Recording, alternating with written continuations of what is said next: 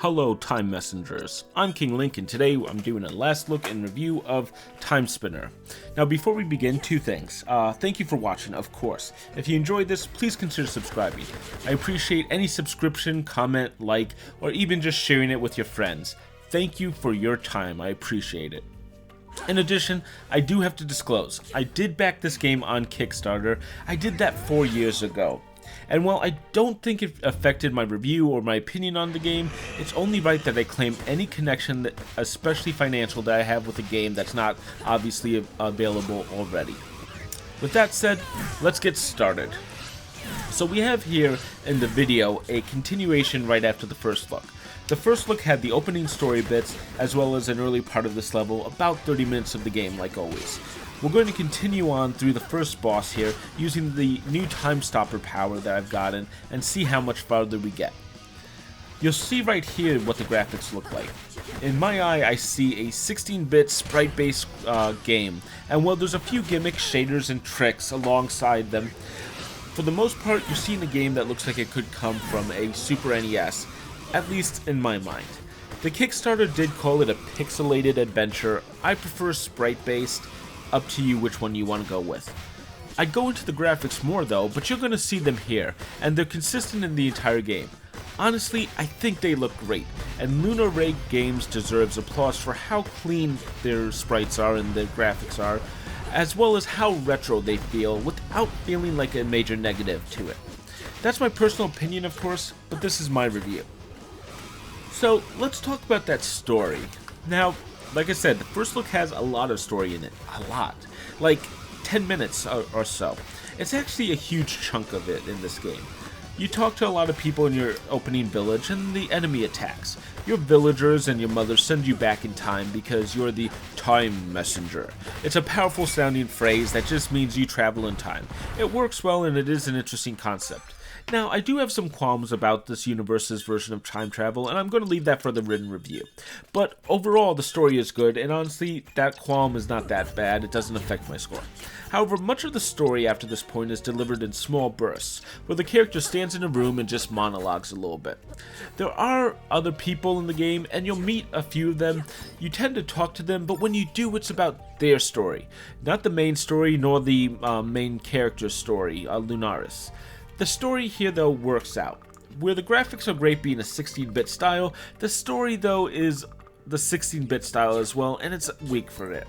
It's not as bad as most games back then where you got a single screen of dialogue, but the fact is, here you're going to kill a king, you have to fight a bunch of enemies on the way. Really, you're going to be here for the gameplay. And that gameplay, ooh boy, I'm excited. The Kickstarter did avoid saying Symphony of the Night, instead talking about Mega Man X, Castlevania, as well as Metroidvanias. But I'm going to say it for them because I think that's where they were going. Timespinner is trying to be Symphony of the Night. Now, that's a big claim, and I'll admit it. I'm obviously putting words in their mouth, but I'm also saying it because I think they succeeded in many ways, and it's the best game to compare this to. There's very fluid motion in this game, and that allows you to explore. While Lunaris's dodge and backdash mechanics don't work as cleanly as Alucard's did, you can play with risk versus reward style of gameplay, dive in, deliver a few hits, back away from big attacks. That all works here. You have this amazing RPG elements as well that most Metroidvanias seem to forget. Equipment that can be swapped out, leveling, not just of one character, but each of your weapons have an orb type, and those orb types level up. There's also familiars that level up. There's full armor sets, a lot of different weapons that feel different to choose from, and even more. Basically, this is what I wanted to see from most Metroidvanias. It feels like it's both an homage to Symphony of the Night and also an attempt to be a successor to the Castlevania line of Metroidvanias, and you know what? I welcome it with open arms. That's not to say it's perfect. There's a few things wrong here in this game.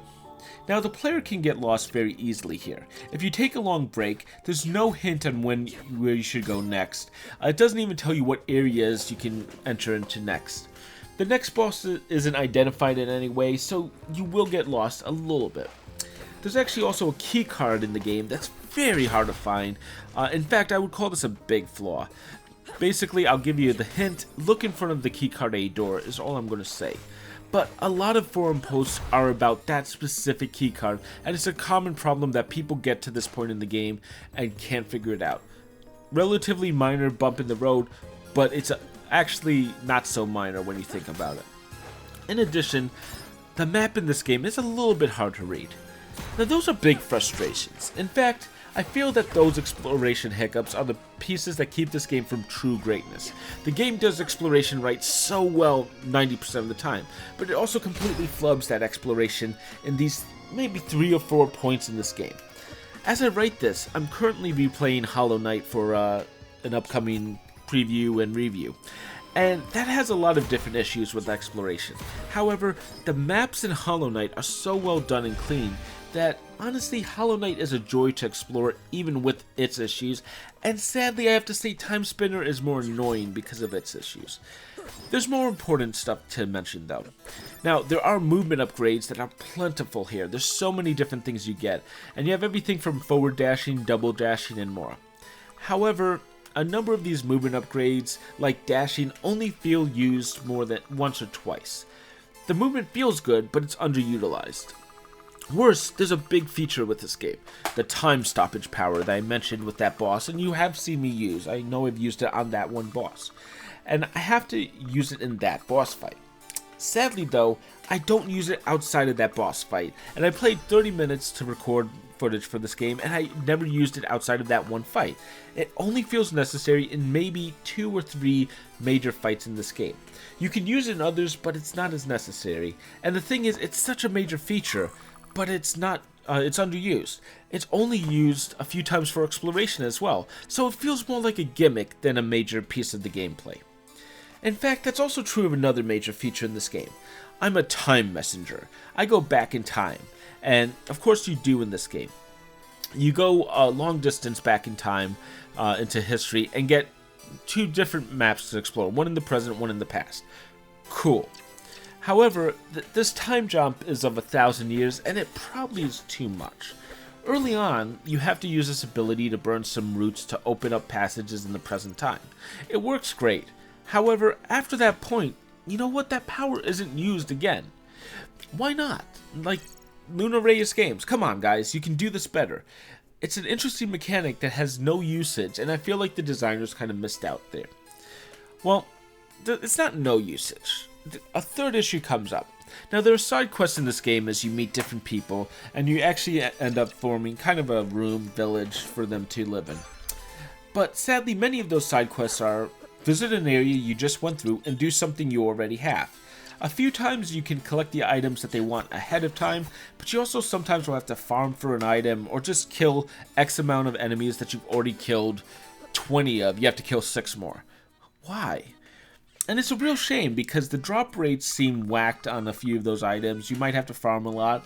But the other thing that they do is they say, hey, we want to find the results of X. And what they want you to do is go 1,000 years into the future to the present map and find a piece of data. That's an interesting idea, but that's all they do with time travel. Now, I know I'm talking a little bit more about negatives than positives here, but I wanted to talk about all of this game. However, I'll say this. Like I said before, 90% of this game is great. It's exactly what I wanted, and like I say, it feels a lot like Symphony of the Night. It starts off a little bit hard, but it becomes very easy to beat, probably due to the leveling systems. The good news, though, is there is a brutally hard nightmare mode for people who want to be hardcore gamers. In fact, that was so hard I actually couldn't beat more than a room or 2 of it. In addition, if you want to go through a special, elected mode, like no armor, no specific weapons, something like that, this game has the ability to go really deep into that, and feel free to. It's definitely worth it. Overall, though, I really like Timespinner. It might not be my favorite game of the year, but it's probably one of the only Kickstarter games that I've bought that I'm really happy about. Now, I will give a small mention to another Kickstarter. Yes, Bloodstained Ritual of the Night is coming, but it's not out yet, and while it might outshine Timespinner a touch, don't sleep on this game. It's worthy of your attention. I'm awarding Timespinner a 4.5 out of 5. This is a great game. Anyone who likes Metroidvania should buy this instantly. It's got a good amount of playtime, taking me about 10 hours to see much of my first playthrough. I didn't tackle Nightmare Mode, admittedly, as I thought it was too brutal, but anyone who cares about that is more than welcome to. However, at the same time, I would recommend everyone to take a look at this game. While it might not be your cup of tea, it's a really solid game and definitely worth a look. I know I pointed out a lot of annoyances, but that's what keeps it from being a 5 out of 5. It still earned that 4.5 out of 5 fairly. Now, thank you Lunar Ray Games for delivering on your Kickstarter, and that is Timespinner. Coming up next, well, I have to go back a couple months. I played Mega Man X Legacy Collection 1, and I loved it. It was great, but I was getting burnt out on him, so I took the break, and I finally have finished Mega Man X Legacy Collection 2. I did say that I would recommend it. Well, it's time for me to review it. Will I recommend it? Well, you're gonna have to see.